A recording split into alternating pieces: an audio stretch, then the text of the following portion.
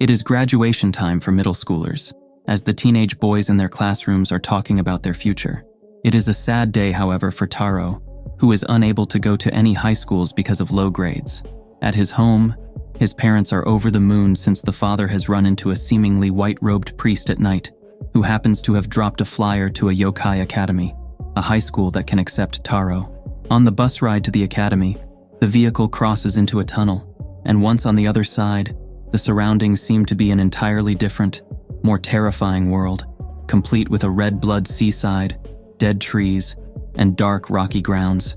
The driver leaves the kid just by the pumpkin-headed scarecrow, where the school's name is displayed. Taro tries to call a friend, but there is no signal. He walks into the creepy, crow-infested forest with tombstones scattered all over, and he feels uneasy. Just when he calms down, he is suddenly hit by a bicycle rider. He tries to get up, and accidentally grabs the thigh of the girl who accidentally ran him over. Just as the girl apologizes, Taro is enamored by her beauty, so much so that he forgets that he is touching her thigh. As he lets go, he blushes, and blood leaks out of his nose. The girl sees this and tries to wipe it with her handkerchief. As the girl nears him, the scent of his blood becomes intoxicating to her. She tries to bite his neck, saying she cannot help it because she is a vampire. After being initially shocked at the bite, the lucky boy realizes that it didn't do anything to him.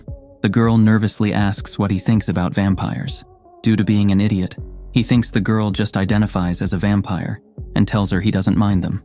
The girl is so happy about this that she jumps at the guy. She introduces herself as Mocha, and Taro cannot believe he will have a high school life spent with a beauty like her. At the first classroom session, the homeroom teacher, Nekom, explains that Yokai Academy is a school for monsters, made so monsters can be trained to coexist with humans. This brings Taro's happy mood to an end. He is about to raise his hand for a question, when the teacher moves on to the rules about the need to stay in human form all the time, and how no one is allowed to reveal their true form to another student. The student, Saizu, says that the rules are boring and that they should eat a human if he is discovered on school grounds, making Taro, who is just beside him, tense up. Nekom says there is no chance of this happening since the school is protected by a barrier that ends a human's life the moment he enters. This plot hole only makes Taro more nervous, and it makes Sayu suspicious of him. Mocha comes in and introduces herself to the class. She is so beautiful that all the boys chatter about her. She spots Taro and immediately goes in for the hug with no regard for the class. Later, every boy in school is jealous to see the Mocha walking with Taro, while she is grabbing his arm tightly.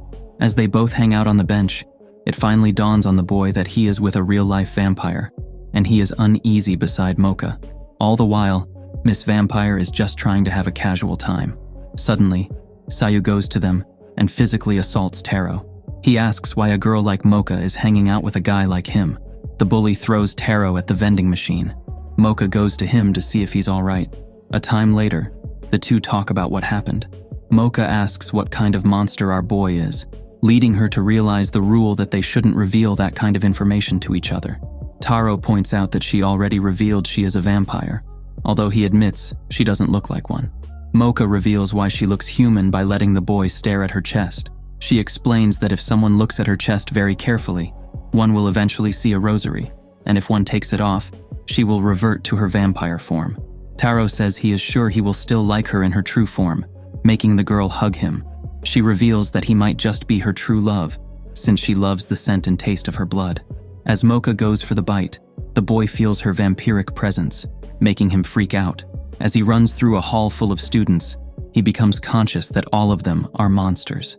He looks at the academy one last time before he walks away. Before he does, Mocha appears, looking for him. Taro explains that he would rather go to a human school since he doesn't feel comfortable in the academy. Mocha protests, saying that she felt lonely during her time in a human school. Taro reveals that he is human, and that the only reason he is in the academy is because of a mistake. Mocha doesn't know what to think, and distances herself. The boy himself doesn't want her to go near him, and tells her he doesn't need monsters for friends. Mocha is visibly hurt by this. The moment he realizes what he said, he runs. He runs into the forest, searching for the bus stop, all while Mocha is not far behind. Sayu appears in front of Mocha to stop her, and then transforms into his true gigantic orc form to assault her. It is not long until the girl is covered with Sayus. Taro returns to rescue her, However, the boy is no match for the bully and is sent tumbling down the hill. Mocha jumps down to see if he is okay.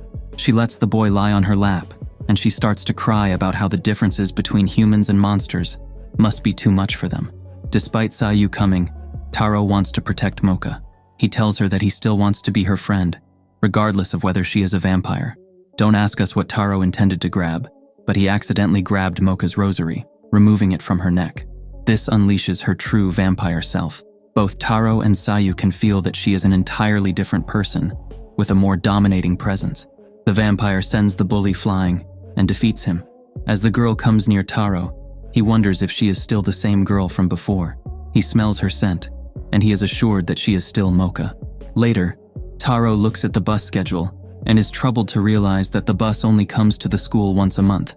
Taro's injury on his face suddenly opens up, causing Mocha to wipe his face with her handkerchief. As the lucky boy looks at the beautiful vampire, he decides that he will stay. Mocha then smells the blood on her handkerchief and cannot help but take a bite on Taro. While Taro and Mocha are alone for a moment before going to class, they glare into each other's eyes, and just when you think they are about to kiss, Mocha ruins the moment by biting Taro's neck. The boy is so freaked out by this that he runs off, saying he is not her breakfast. In this moment alone, it dawns on the boy that his friend is a vampire, and he is in a scary school. His moment gets interrupted by a female student with blue hair who fell from the tree. As Taro nears her to see if she is all right, he sees how beautiful she is, and how gigantic her personalities are. The girl thanks him for waking her up on the campus, and reveals that she is Kuro, a classmate. The poor girl is so weakened from falling from the tree that she leans on Taro, and he gets to experience how bouncy the girl's personalities really are. Kuro lets the boy look into her eyes, and the boy suddenly becomes more agreeable and becomes grabby towards the girl. Mocha happens to see them and asks Taro who the girl is. The boy continues to be touchy towards Kuro, earning Mocha's jelly. The jelly becomes bigger as Taro goes to class with the girl and continues to have no control over himself by saying he is tired of being Mocha's breakfast. Later, the Kuro tells our vampire that she is declaring war against her since she has a plan to enslave all the boys in the school. But some of the boys' attention is going to Mocha instead. She declares that because of this, she will steal Taro away from her. Just as their confrontation is getting intense, Taro appears, wanting to talk to Mocha. However, the succubus puts him in a hypnotic trance that focuses his attention only on her.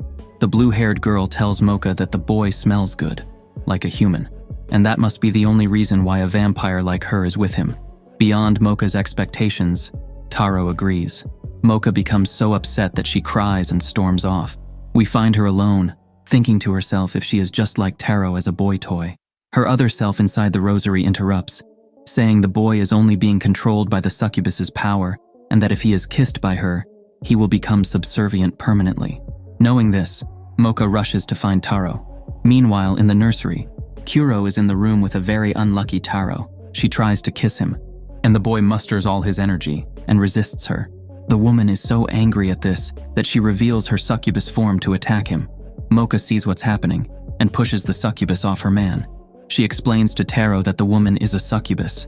This makes our hero realize that it's not his fault that he was flirting with a beautiful woman in front of Mocha.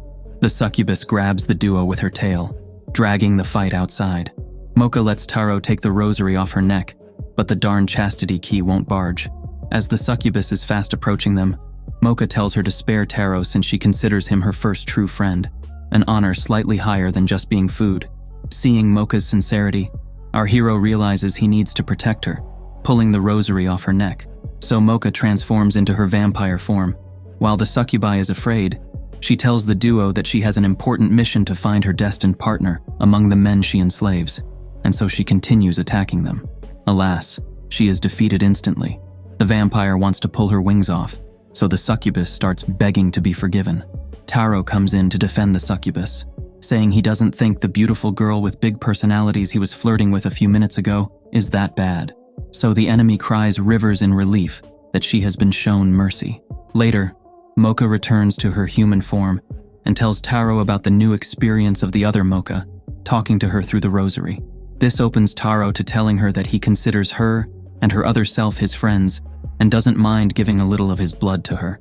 They stare into each other's eyes, only to be interrupted by Kuro, who tells them that she has decided Taro is her destined partner. Much to their horror, the Yokai students are looking at the midterm test results. Taro is 128, and so he is down on the dumps. Compared to Mocha's 13th ranking, he feels inferior. Despite his insecurities, Mocha still clings to him and would like to study with him, much to the jealousy of the other boys. It turns out to be the jealousy of one girl too, as Yukari is observing her from a distance. Her stalking without horror music is interrupted by his 3 classmates, who verbally abuse her despite her #1 ranking in the midterms. She protects herself by dropping them with objects using magic, but this only makes the leader angry, and he tries to attack her. Mocha sees the attack and tries to stop the bullies. The students in the area see what is happening, causing the bullies to retreat. Yukari hangs around with Taro and Mocha during lunch, and she explains that she skipped grades, so she is 4 years younger than the other students. She also declares her love for Mocha, gladly hugging her like there is no tomorrow. The hugging never ends. As Yukari continues while Mocha is walking the halls of the school, Taro comes into the picture to stop Yukari. She counters that our hero is not worthy of Mocha, since he has neither academic nor athletic abilities, and starts magically attacking him with cleaning materials. Kuro treats Taro's wounds in the nursery. While the boy is down since he cannot get near Mocha due to the witch, Kuro is just glad she has more time with the boy she likes. She tries to charm the suffering lad, getting closer and closer. Unnoticed is the little witch girl just outside, and she has a voodoo doll. Using the doll's arm, she makes the Taro play "Stop Hitting Yourself."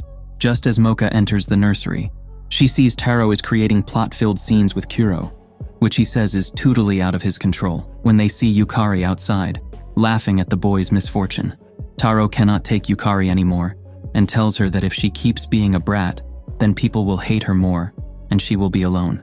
Yukari doesn't mind, claiming she doesn't want friends and that she's used to being alone. Mocha tells Taro that he is going overboard by being angry with a child, but he counters that she should need to feel the same way. Meanwhile, Yukari remembers her history of always being shunned and being forced to be alone. She tells herself that she doesn't need friends. The 3 bullies from before return to Yukari. Back at Mocha and Taro's argument, the vampire girl keeps making excuses for Yukari, frustrating Taro. Mocha cannot argue anymore, so runs off. Kuro then tells our hero that witches are not accepted by both humans and monsters. Now knowing what Yukari is going through, the boy runs to find her. Meanwhile, the bullies drag Yukari to the foggy forest. They reveal themselves to be lizard men by transforming into their true forms. The confrontation reminds Yukari of when female students insulted her behind her back for being a witch. She pranked them as retaliation, holding tears as she did.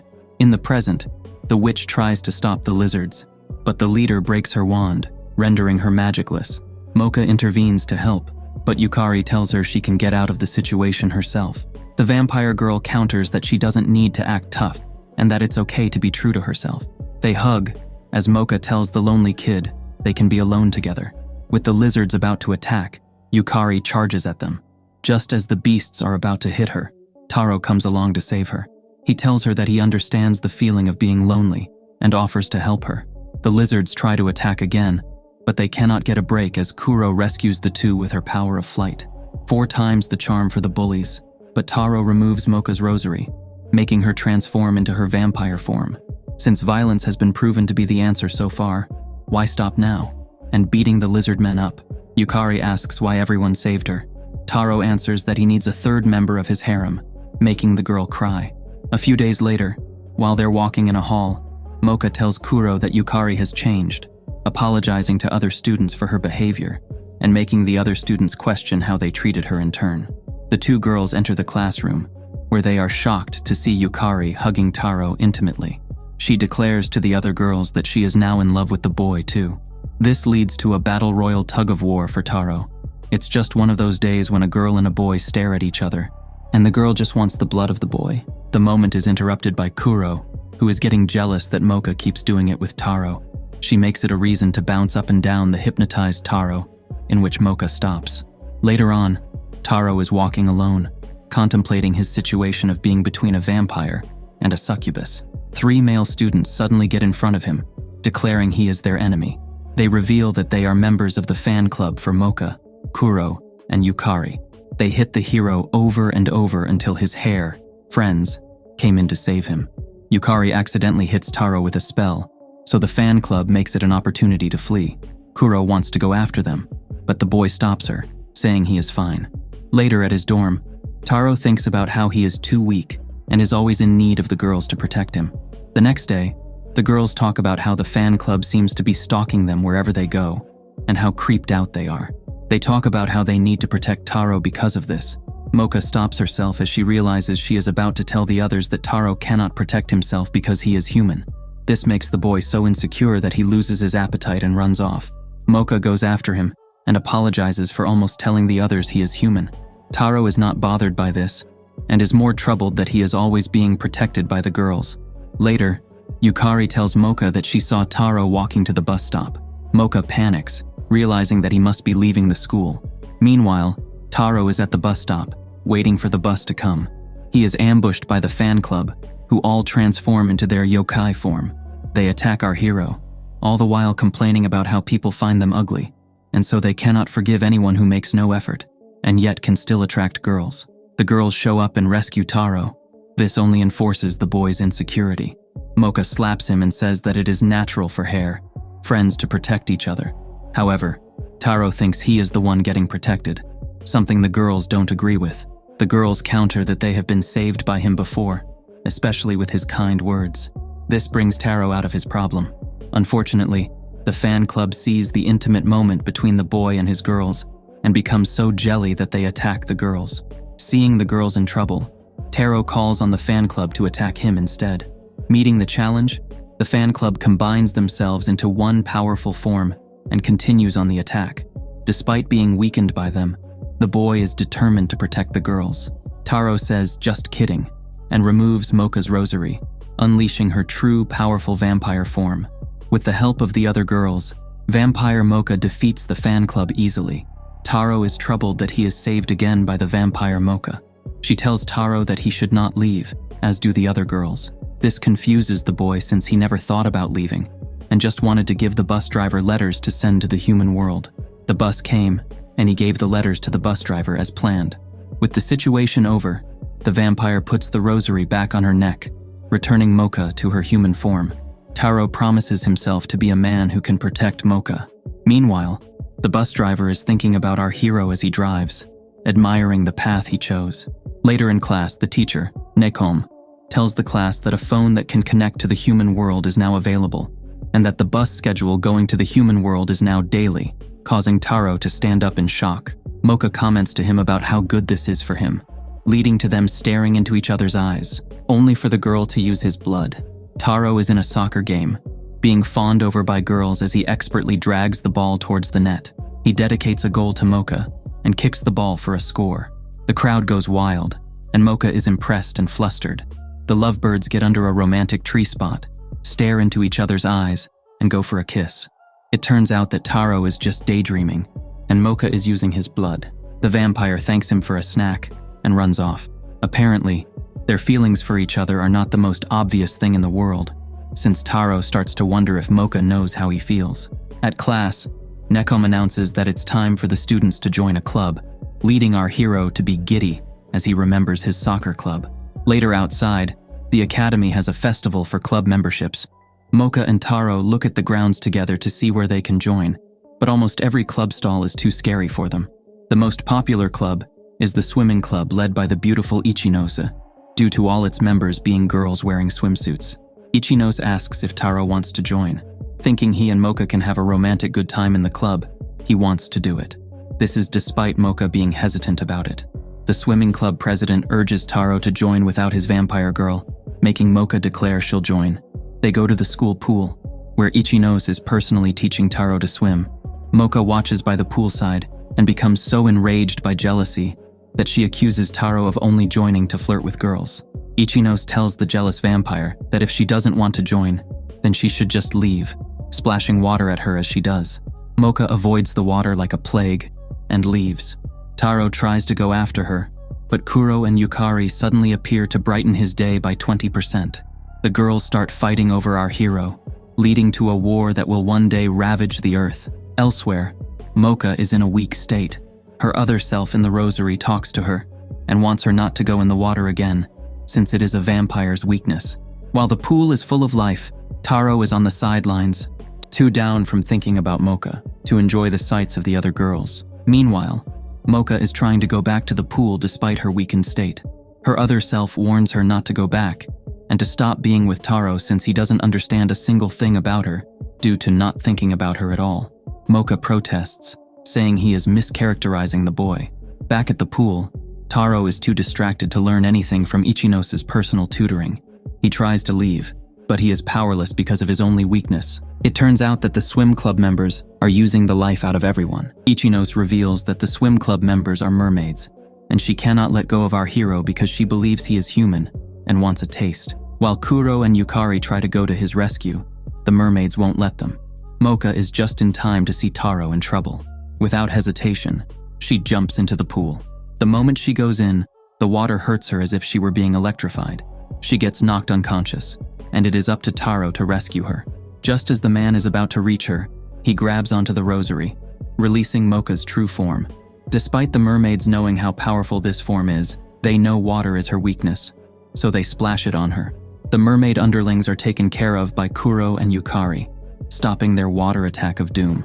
The battle turns into a one-on-one between the vampire and Ichinos. Despite the home court advantage, the vampire wins with little effort. As vampire Mocha gets out of the pool, Taro is there to see if she's okay. By surprise, the vampire slaps him. She tells him that he doesn't understand her human self and that he has no right to be with her. Taro takes this criticism to heart. The next day, Taro goes to Mocha to apologize. Mocha says he can still join the swimming club since she can still cheer him by the poolside. However, Taro doesn't want this if she cannot go to the water. Nekom overhears their conversation and suggests they can both join the news club. Both agree to do so, and so do Kuro and Yukari. Mocha does her daily routine of slowly using the life out of Taro, only for Kuro to come in and suffocate him with her weapons. Everyone is tense, as they know they are all going to have some time with Taro in the news club. Later, the gang are in the club room, and Nekom introduces their club president, Gin. Instantly, Gin brings out his ladies' man charm towards the girls. The club goes into a meeting, and the president asks if anyone has a story for him. Kuro suggests the Peeping Tom case as a story since someone is lurking around stalking girls as they undress. They all became determined to find the culprit. Gin suggests they go hang flyers asking people for information. He lets Kuro and Mocha hang flyers on a high part of the wall. Taro sees what he is letting them do and accuses him of trying to look their underclothes. Gin turns this around and tells the girls he was the one doing it. The girls forget that Taro is the guy they constantly bump girly parts with, and so they are disgusted. Mocha is so hurt by this that she tells him she hates perverts. The next day, Mocha is still upset that she refuses to walk with Taro to school. Meanwhile, Gin is peeping through a window where girls are changing. The girls he is peeping talk about the rumors that Mocha keeps kissing Taro by the neck. He freaks out at the thought of this, and the girls look out the window. Gin is gone, but Taro just so happens to be passing by and is accused by the girls of being a peeping Tom. Gin is up by the ceiling, and the wheels inside his head start to roll with a plan to separate Taro from Mocha. He smiles as he remembers that Mocha hates perverts. Later, Mocha and Kuro are staring daggers at Taro for peeping at girls. When alone, the boy is so troubled that no one believes him. Gin goes to comfort him, saying he believes him. The club president points at a window in a building and tells our hero to climb up a barrel to look inside it, as a way to mend his relationship with Mocha. Due to being the most gullible man in the world, the fool follows him. What a shock. Taro is looking at a locker room full of undressed women. Gin takes a picture of the fool and then leaves, as the boy is discovered by the girls. Just as they surround him, Mocha happens to come by to see the scene. She is so upset by the confirmation that Taro is indeed the peeping Tom that she cries and leaves. Later, as she is alone, Gin appears to further accuse Taro of being the peeping Tom. In her moment of sadness, Gaston over here makes a move on her, so she pushes him away. To really push the dagger in, Gin shows her a series of photos of Taro being caught peeping red-handed. Despite this, Mocha does not believe it. Suddenly, Kuro and Yukari appear dressed as Sherlock Holmes and Watson, respectively. They look at the pictures and deduce that Gin manipulated Taro into looking at the window and that he is actually the peeping Tom. With Gin revealed as the peeping Tom, he has no choice but to transform into his werewolf form and attack the girls. Taro is just in time to see the show. He tries to protect Mocha, and accidentally removes her rosary, releasing the vampire form that defeats the werewolf. And the next day, the news club releases a paper saying the truth. Jin has framed Taro for being the peeping Tom. Since everyone just believes the news club which Taro is a member of, Jin is chased around by girls all over the campus, and not in a good way. The newspaper made by the news club is so popular that everyone on campus is crazy about it. Apparently, Taro, his friends, and the school are a forgiving bunch, since Gin remains the new club president, like nothing happened. While the gang talks about how they are going to celebrate their newspaper success, a girl with a little facial expression appears before them. She asks if there are still newspapers left, so Taro gives her the one he is holding on to. The girl thanks him and tells him he is cute. To the shock of the gang, the girl from before, now revealed to be Shira, is their classmate. Nekom explains that she just hasn't been coming to school for a long time. After class, Shira approaches Taro while he is alone. She tells him that she read the newspaper he gave her and liked it, as well as the other news articles he wrote that she read while absent from school. She explains that what she gathered from his writing is that she has the same personality and way of thinking as him. She holds onto his arm and says she is lonely. Shira forces the boy to hang out with her by the lake and will not let him go. She realizes that he wants to leave because he wants to be with Mocha. With this conclusion, she is slowly gathering a snowstorm. Meanwhile, Mocha is in the club room, frustrated that Taro is late for their party. The door opens, and just before she thinks it's her man, it is actually Shira. She tells the vampire girl that Taro is not coming, and then strangles her. Ice slowly builds on Mocha's face. She slaps her attacker's face, shattering her head as if it were made of ice, and revealing it is not the real Shira. Elsewhere, Taro is being attacked by the real Shira, who has turned the environment into a winter nightmare. Like a creepy stalker, she tells the boy that they are meant to be together. The flying Kuro, holding Mocha, arrives in the nick of time to the rescue, but is sent to a bad landing by the enemy. Shira declares to get rid of anyone who comes between her and Taro. Our hero stands up, telling the Ice Queen that they are not the same, because he is not alone like her. The Ice Queen feels rejected, and her emotions create a snowstorm. As the foggy storm disappears, so does Shira.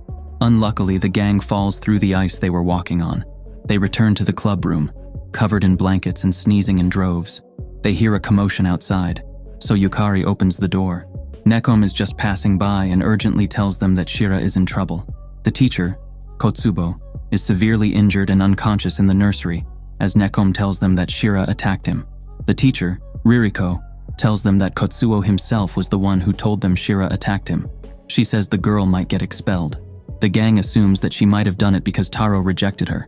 Taro tells himself that it is his fault that the person who tried to end their life is trying to end someone else's, so he volunteers to find Shira himself. As he gets moving, Gin comes into the room, telling the gang that he has pictures for a scoop. Elsewhere, Taro finds Shira on the hilltop by the lake. He tells her that it is not too late to apologize. She ignores his words, saying she thought she had found someone who understood her. As she tears up, she unleashes a snowstorm.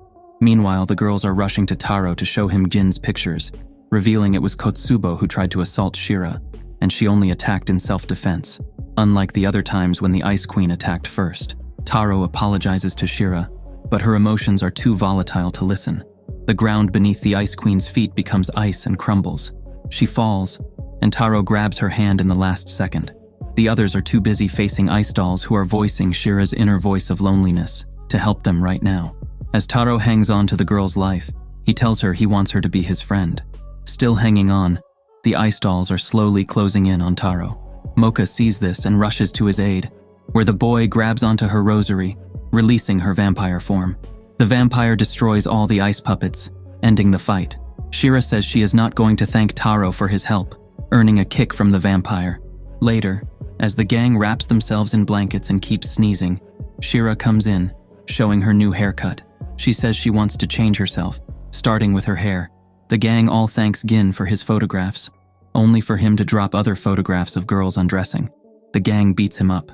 So, like any other day in this academy of daily violence, no one is expelled. Teacher Ririko arrives on campus, all for the glory of the boy students to see.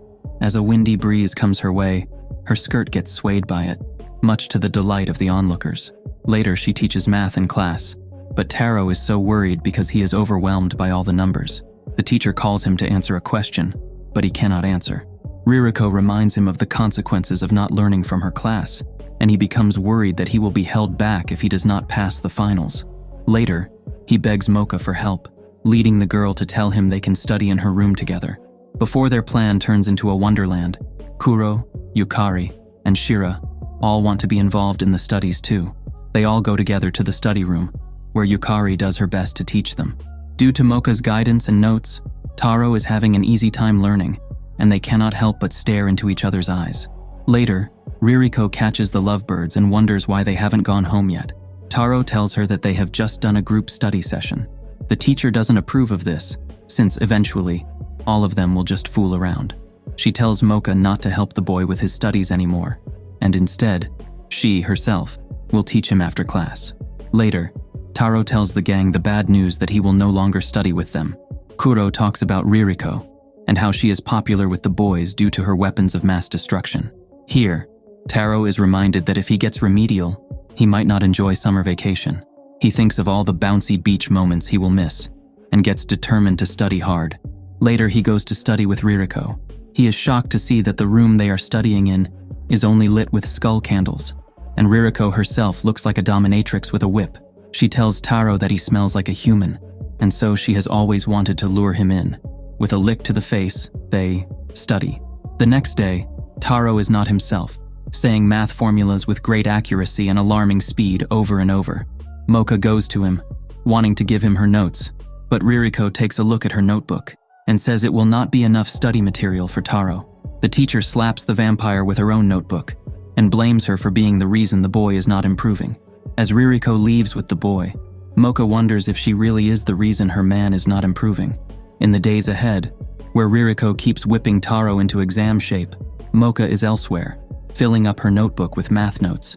In one of Ririko's study sessions with Taro, she overhears his math formula mattering turn into Mocha's name, and she lashes at him for it. She punishes the boy by turning into her true Lamia form and dominating his head. Mocha overhears the loud happenings and comes in to see what's going on. Ririko attacks the girl and shows that her man is wrapped around her little fingers, subservient only to her. Shira appears to help fight the snake woman, and while the two girls are overwhelmed by her attacks, Taro is still in a trance, motionlessly standing. Mocha's notebook pages start to scatter on the ground. After seeing one page in particular, the boy instinctively picks it up. On the page, the words "Let's study together" are written, coupled by a happy face drawing of a bat. This silly little thing is enough to release the boy from his trance, and he goes into action to save Mocha. With the pull of a rosary, he releases Mocha's vampire form. With one kick, she knocks out her teacher without consequences from the school. On the day of the final exam, Taro is nervous about his test. After the test, he tells Mocha that the best part was studying with her before the test, and so he doesn't care what the outcome is. Mocha is so touched by this that she touches back. It is revealed that he passed the test with a high score, unlike Kuro, who is in a panic. Taro is waiting by the bus stop for Mocha, and he is shocked to see that she looks so beautiful in her casual wear. They are both looking forward to the upcoming trip. The boy looks back at the time when Nakom announced to the newspaper club that they would have a summer retreat to the human world. More than anyone in the club, Taro was the one most shocked by the news. In the present, Mocha is a bit anxious, reflecting on her time in the human world and how people treated her then. Yet she assures Taro that she will be fine as long as he is by her side. They both go for the kiss, only for their moment to be ruined by the arrival of the other girls. The bus arrives with Nakom on board. With her usual jovial persona, she invites the gang in. Taro wonders where Gin is, so Kuro fills in that he has remedial classes and is now being enslaved by Ririko. Of course, she fails to mention that she too has remedial classes. The bus starts moving, and they are on their way. Going into the human world, Taro is filled with relief and nostalgia. All the girls take notice and wonder why he is so excited, not knowing the boy is actually human. Mocha covers for him and says it is because he used to stay in the human world. The gang goes to the beach, where they all enjoy passing each other a volleyball. Kuro brings up how excited Taro was when going to the human world, and that he suspects he is human, sending Mocha and Taro into a silent panic. However, the thought doesn't last long, as all the girls cannot imagine him being human. They drop the topic and continue with the volleyball. It is not long until Kurum and Yukari start their daily dose of fighting. The two become so competitive that they keep unintentionally hurting the boy they like with each slap of a hand. Later, Mocha and Taro enjoy looking at the sunset together. The atmosphere becomes so romantic that they are about to go for a kiss. Again, they are interrupted by the other girls, who tell them they should join them in the water. Taro wants to go, but the vampire girl's weakness is water. She lets him go, but he wants to stay with her. Mocha is so touched by this that they try to go for another kiss. They cannot get a break, as the girls stop them again. It is not long until they all fight for Taro again. The boy laughs it off, then sees that there is something on the hilltop. The gang explores the hilltop and discovers that they are in a sunflower field. Elsewhere in the field, a couple are afraid, since rumor has it that the field is called Witch's Hill and is a spot where many humans disappeared due to witches. Both Yukari and Kuro overhear the couple, leading to the two fighting again as they talk about it. Unbeknownst to them, they are being watched by a woman in the shadows. Later, the gang starts doing chores around their camp. Yukari realizes that everyone treats her as a kid and doesn't think she can help with any task. Feeling sad about it, she goes elsewhere to be alone. Then she feels the presence of Witch's Hill, and so she goes to the hilltop. There, she is approached by the woman from before, introducing herself as Ruby, a witch like her. The witch only wants to be a friend. Yukari agrees, and she gets an excited hug. Yukari is told by her new friend that the humans want to destroy the beautiful hill. Due to this, Ruby wants to destroy all the humans, much to the shock of Yukari. She elaborates that all the preparations are ready, thanks to her master. Just as she reaches her hand towards Yukari, Taro arrives, looking for the little witch. With one look at him, Ruby attacks him with a spell that summons plant monsters. Yukari tells her that Taro is not human, but the witch will not listen.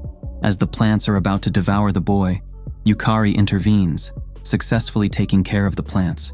Ruby cannot understand since the boy is not a witch. However, Yukari doesn't care and considers him a precious friend, regardless of whether he is one. Ruby gets angry at this, and now attacks the pair with plant monsters. As they are about to be devoured, Yukari defeats her momentary lack of confidence and summons a powerful spell that releases them and defeats all the plants. Like the police in every movie, Mocha, Kurume, and Shira arrive too late. Kuro, most of all, is the one who wants to see if Yukari is alright. Seeing how she has friends who are worried about her, Yukari tells Ruby she cannot be with her and bids her farewell.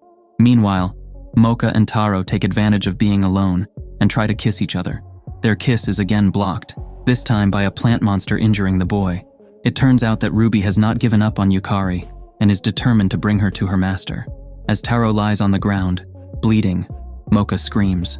Her emotions over not kissing for the 100th time are so huge that it is enough to release her vampire form without the removal of the rosary. Yukari tries to stop the ensuing chaos, only to realize that Shira and Kuro are equally enraged, ready to pounce on Ruby in their true forms. The battle is so intense that the light on the battlefield is enough to reach the sky. Ruby remembers when she was still a child in the sunflower field. She was crying, but her master told her not to cry because he would always be there for her. The relieved child hugs her master in return. At present, Ruby wakes up in a tent, looking up at the enemies who tried to make her not alive, as far as she can remember. She gets so agitated that she tries to get up quickly. Before she can stand, Taro offers her a soda can and shows her they are all spending time drinking together. While Ruby thinks giving her a can is just a way to win her over, the boy says they just want to hear her story. The witch goes on to say that she lived on the hilltop for a very long time and that it used to be a refuge for witches, a place where there was no conflict and they could live peacefully among themselves. That era changed when humans barged in and senselessly laid waste to the area for their so-called development. She shows anger, unable to forgive the humans for what they did. She looks at Yukari and hopes that she understands that she has no choice but to destroy the humans to protect Witch's Hill. The gang protests, thinking it is wrong to destroy humans regardless of what their race did to their land. Ruby cannot see this and is glad that her master will pass judgment upon them. The gang continues to think destroying humans is wrong, and they come up with the alternative of letting Ruby stay at Yokai Academy instead. The gang then becomes excited that they can hang out with her at school and comes up with scenarios for what they will be doing together. Ruby is touched by their care for her and looks at the can she drank from, like it's something of value. Later, as the group sleeps in their tent, she sneaks away with her soda can in hand. She remembers their happy faces and decides it is too late for her. She goes back to the hilltop in tears. She returns to her master, and she is instantly attacked by vines, seemingly under the master's command for her temporary betrayal. Later, in the middle of the night, the gang realizes that Ruby is gone. They all ran to the hilltop to bring her back. On their way, they are attacked by vines that entrap them in place. Suddenly, Ruby appears, determined not to let any of them pass to the sunflower field. She summons her plant monsters, leading the girls to get serious and defeat anything that appears. However, Mocha is overwhelmed by the number of plant monsters, and Taro goes to her rescue. They are buried in so many plants that the boy cannot find his lady. He uses his instincts until he realizes what he is touching. With a pull, he removes Mocha's rosary, unleashing her true vampire form. She kicks Ruby, sending her flying. However, unlike before, the enemy is not defeated so easily. All the plant monsters destroyed so far have been revived, and the enemy uses one of her vines to entrap Taro in the air. While high above, the boy sees a mansion in the distance. Ruby injures the boy's face, leading the vampire to get angry. She frees Taro from the vines and leaves him to the other girls while she battles Ruby. The boy then runs off, saying he is going to the master. The girls follow him and clear the path of plant monsters so he can freely reach the mansion. Arriving at the mansion, Taro finds it dark and full of old vines, as the eye can see. Exploring its halls, he finally arrives at who he thinks is the master. He is shocked at what he sees and destroys the mirror where he saw the master's face. Outside, the girls are already tired, unable to defeat all the plant monsters fast enough before they grow again. They also realize that the vampire is not winning her fight. Ruby traps all the girls into one big ball of vines. Taro arrives at the scene, and he confronts Ruby about how the master inside the mansion is only a corpse. Ruby is utterly shocked, and she remembers the day her master left the mortal world right in front of her. Taro explains that she couldn't accept that her master had left her, and so tricked herself into thinking he was still alive. This truth bomb is too much to take. Ruby unleashes a forbidden magic that summons a multi-headed plant monster with herself and her wand inside one of the mouths. Yukari is in a panic because Ruby might not be able to go back to normal again. Yukari pleads with the vampire to destroy Ruby's wand in the hope that it will transform her back to normal. Mocha does so, leading the enemy to be destroyed in a huge explosion. All the while, she remembers more about her time with her master. The gang returns to the camp, contemplating how they couldn't do anything for Ruby in the end. Suddenly, their bus lift home arrives. Jin comes out of the bus, carrying the unconscious Ruby in his arms. He tells the group that he found her at the beach. Back at the sunflower field, hikers have discovered its beauty. Unbeknownst to them, it is filled with memories of Ruby and her master together. As the lovebirds walk on the campus grounds, Mocha asks Taro why he did not stop by his home when they went to the human world. The boy remembers when he was on the streets of the human world. He called his mom and told her he would be unable to go home yet. However, he does say he is fine and happy, and all the while a busload of girls is literally waiting for him. At present, Mocha is staring at Taro, snapping him back to reality. As the rest of his harem approaches, he wonders about the future of monsters and humankind. The gang goes to the newspaper club room, printing their first newspapers since the summer break. They prepare themselves to go and pass along the papers before it's time for class. Unfortunately for them, another newspaper club is already passing along their papers called Yokai Square. Kuro gets frustrated by this and approaches its members, asking who permitted them to hand out newspapers. Kaito, the president of the newly established Super Newspaper Club, appears to tell the gang that they are a legitimate club. The gang tries to compete by distributing their own paper, but Yokai Square has proven to be more popular than their paper. The gang approaches Nakam about the new club, only to hear the bad news that the less popular club will be abolished. Kurume is fired up, determined to beat the Super Newspaper Club in their own game. To sell more newspapers, Kuro and Yukari dress up in cute maid outfits, much to the little witch's embarrassment. But wait, there's more. Kuro also wants to give her homemade cookies to anyone who subscribes to their paper. The strategy seems to be working, as hundreds of boys are excited to get their newspapers.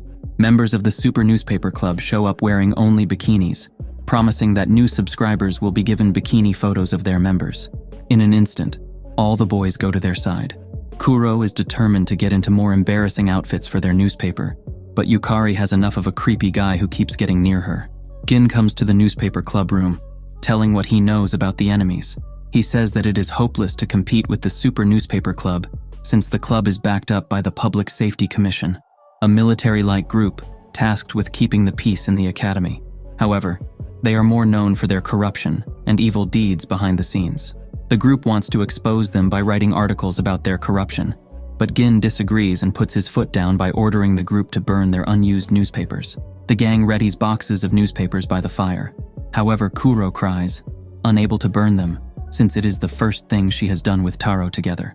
Members of the Super Newspaper Club come in and steal their newspapers from them, all the while making fun of them for being a failed club. Kato burns their newspapers, making Kuro angry that she wants to attack her. The president ties Taro up in a spider web, revealing that she is a Jorugumo, a giant spider monster. She puts the Public Safety Commission logo on her shoulder, revealing herself to be a member. Her lackeys are also brainwashed former members of clubs that opposed them. She ties up Kurumo on a giant spider web, and all the while her lackeys transform into other insect monsters too.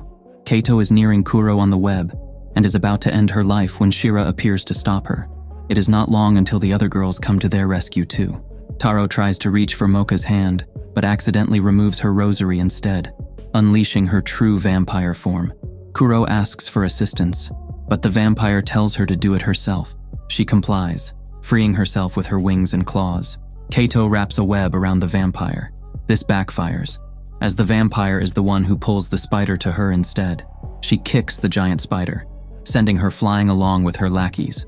Kuro looks at the last remnant of a burned newspaper, sad as she stares at it. It is at this moment that Taro decides he will not follow Gin's orders, and he will oppose the Public Morals Club.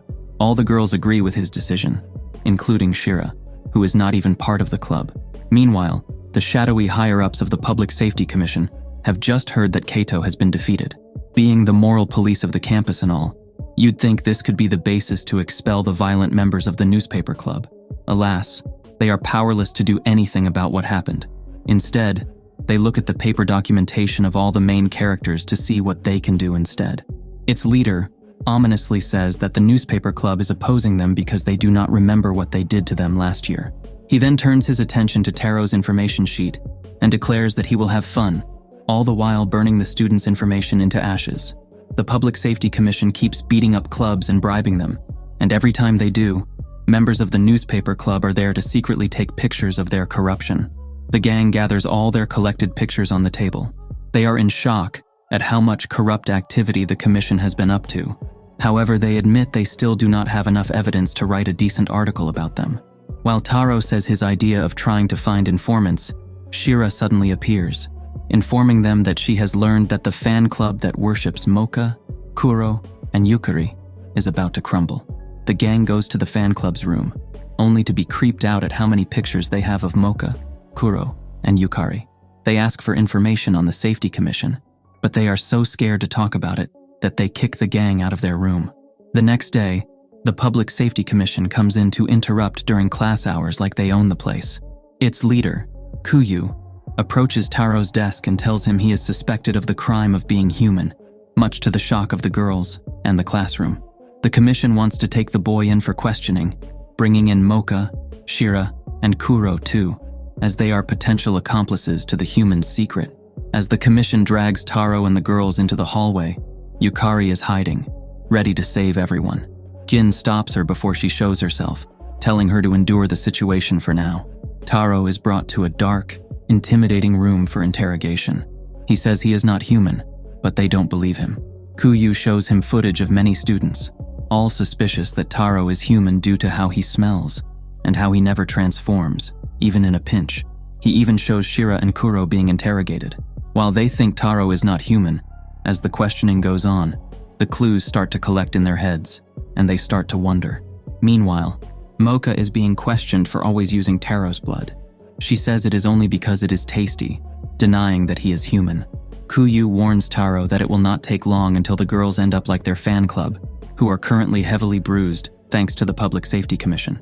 Kuyu informs the boy that the fan club talked to him about how he never transformed into his monster form, no matter how in danger or beaten up he was in their hands. As he continues to pile up reasonable evidence for suspicions about how he is human, he lets Taro hear Mocha's screams as her interrogator splashes water on her, putting her in electrifying pain. Taro begs them to stop, so Kuyu tells him to transform into his monster form, so all the allegations will magically disappear. Overwhelmed by Mocha's screams, he finally admits he is human to hurry her release. With a snap of a finger, Kuyu summons the interrogated girls, who cannot believe that Taro is human. Mocha is crushed that Taro revealed himself for her sake, and goes on about how they were successful in keeping it a secret for so long. Hearing this, Kuro slaps Mocha on the face, enraged that she knew this all along. She's also angry at Taro that she wants him to leave her alone. Kuyu orders his men to release the girls, aside from Mocha, whom he orders to be put in a cell. Taro is unable to do anything as the girls are escorted out of the room. The members of the Public Safety Commission all agree that the boy is guilty and will be sentenced to execution. Meanwhile, Gin and Yukari are happy to see that Kuro and Shira are fine after the interrogation. However, the two are in a down mood as they announce that Taro has admitted to being human. Gin and Yukari cannot believe it, but Kuro assures them that it is true. She is the one who feels betrayed the most by this revelation, announcing that Mocha knew all along. That being said, Shira's silence speaks volumes about how she feels, with exiting the room being just the cherry. Gin is so overwhelmed that he too exits the room. Kuro and Yukari talk about how their race and they personally have been treated horribly by humans. Their talk is interrupted as the Safety Commission announces to the whole school that there will be a public execution of the human. Outside, the commission are dragging Taro in chains towards his execution site. The hundreds of students who bear witness are whispering about humans, while those who think the commission is going overboard are silenced. As the execution nears, the students' anger festers, and they cry for blood. Yukari asks what they should do, but Kuro is too overwhelmed with tears from betrayal to think straight. Meanwhile, Mocha is in a cell, trying to remove her rosary so she can save her man, but it won't come off. As the hour nears, Taro is crucified. Nakom is at the academy director's office, asking for him to intervene in the execution. The director says that if Taro is going to be executed, it is his fate, and so he will not do anything to stop it. As the boy is high above the crucified ground, the crowd of students shouts for blood. Taro is starting to think that he should not have enrolled at Yokai Academy, but he also knows that if he hadn't, he wouldn't have met his dream harem. He would not have met his dream friends. He asks Kuyu that his dream friends will be spared the same fate. Kuyu agrees, telling him he would end them quickly instead. Meanwhile, Shira is on a hill by the lake. She smiles and reminisces about how she is at the same spot where Taro saved her. A raven suddenly appears and talks to her about how it is now her chance to save him. Elsewhere, Yukari continues talking to Kuro.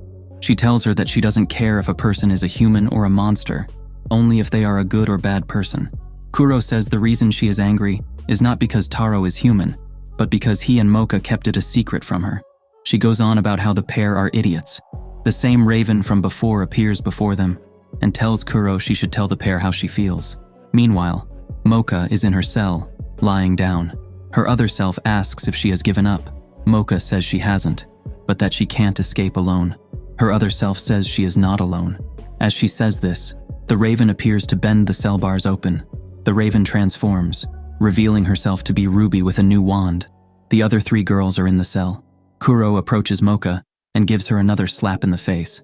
Mocha tries to apologize for keeping Taro's identity a secret, but their focus turns to rescuing him. It's finally time for the execution, so Kuyu sets the cross on fire. Suddenly, the cross's fire gets frozen, and the girls appear to rescue their masked friend. Kuyu tells the girls they are betraying the school, but the girls don't care. He then goes on to say that Gin used to say he did not care about betraying the school and tried to write articles about the Public Safety Commission.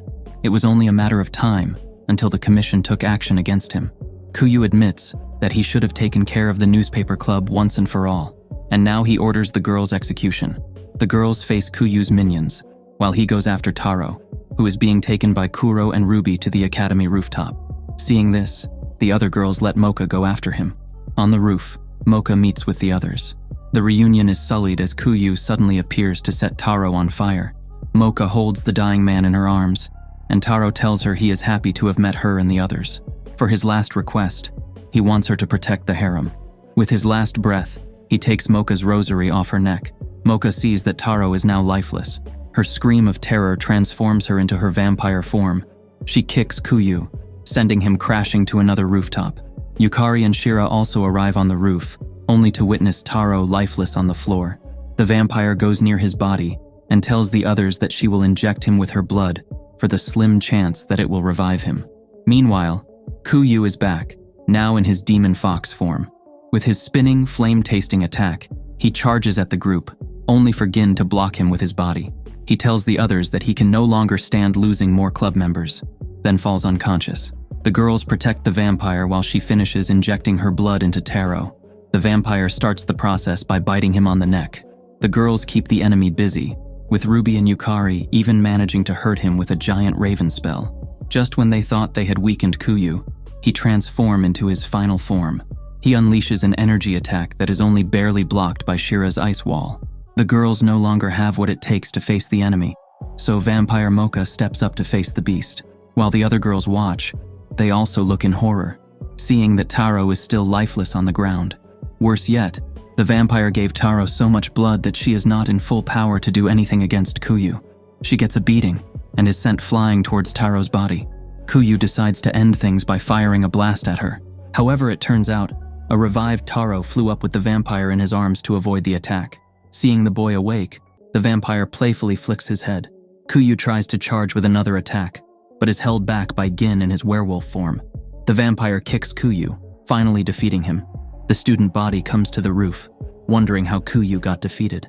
Proving that the school approves of solving problems with violence, Nakom shows the value of lying by telling the crowd that it was Taro who defeated him. With that, Taro is cleared of all suspicion in front of the gullible crowd. The crowd cheers over the heavily injured bodies of Kuyu and Gin. Later, Mocha wakes up from her injuries to the welcome sight of Taro bringing her flowers. He is thankful that she has done so much for him. She tells him it is okay, as long as it is for him. As Taro tears up, Mocha playfully flicks his head. He remembers how her vampire self did the same thing, and realizes his heart is racing.